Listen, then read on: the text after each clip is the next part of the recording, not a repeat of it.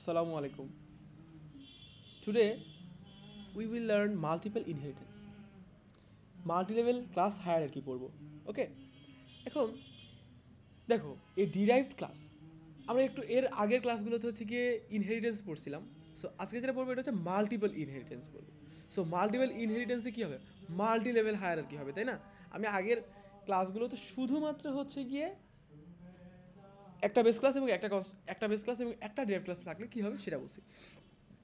এখন দেখো, a derived class can inherit more than one base class in two ways. একটা derived class একাধিক একটা derived class can inherit more than one base class in two ways.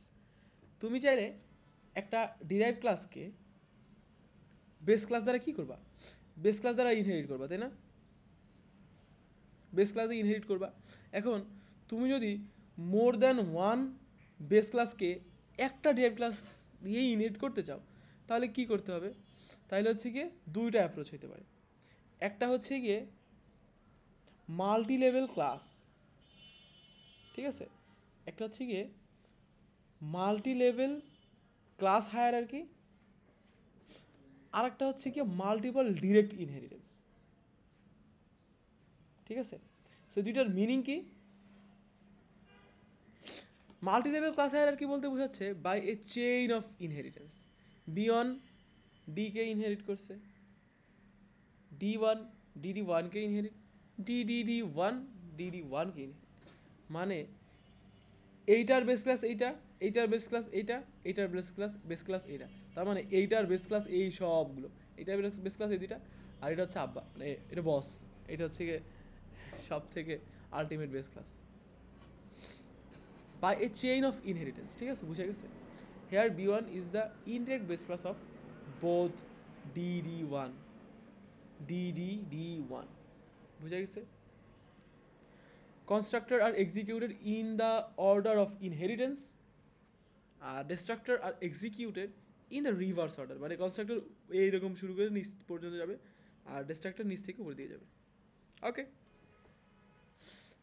এখন দেখো, a derived class can inherit more than one base class in two ওয়েস।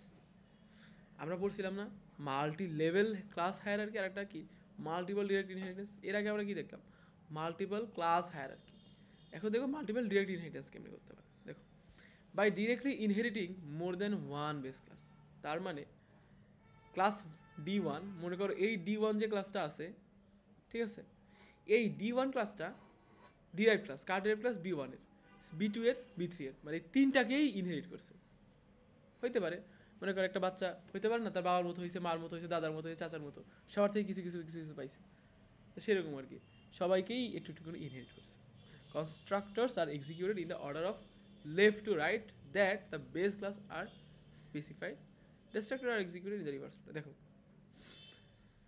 আমি কি করছি, access প্রথমে B1কে access দিছি, তারপরে হচ্ছে গিয়ে B2কে, তারপরে এরকম করতে করতে করতে করতে BN পর্যন্ত আমি দিছি। তারপরে আমি কি করছি, ক্লাস D1 ডিরাইভ ক্লাসটার কী করলাম, ডিরাইভ ক্লাসটার ডেফিনেশন দিই।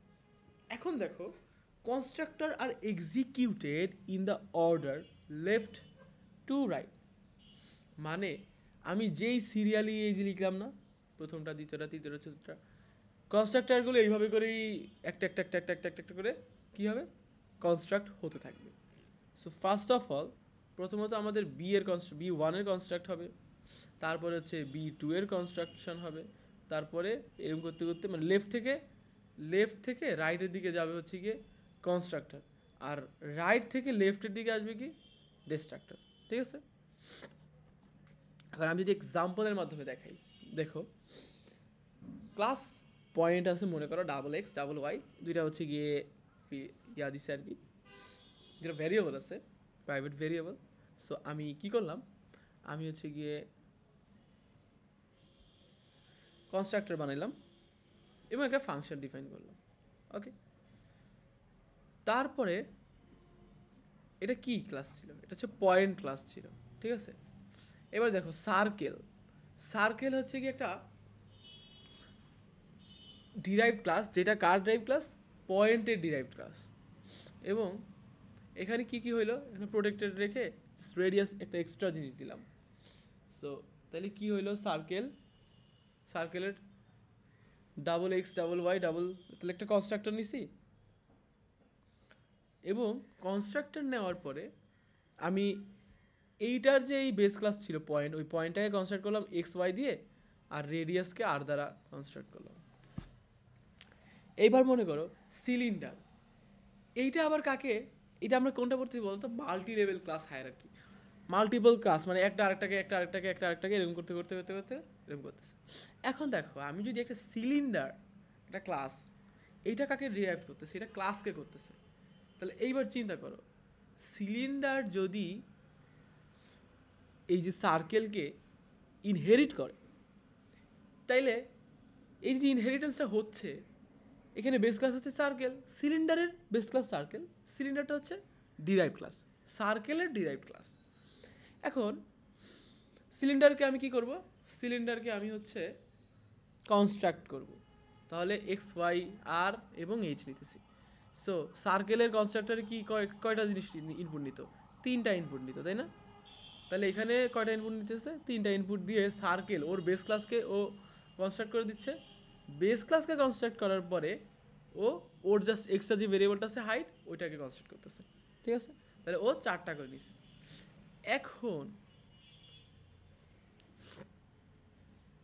পয়েন্টের ক্ষেত্রে এটা ছিল আর এটা ছিল, সার্কেলের জন্য ছিল হচ্ছে এটা, আর সিলিন্ডারের জন্য ছিল হচ্ছে এইগুলো। এখন যদি, তাহলে এইটা হচ্ছে কি হয়ে গেল, এটা আসলে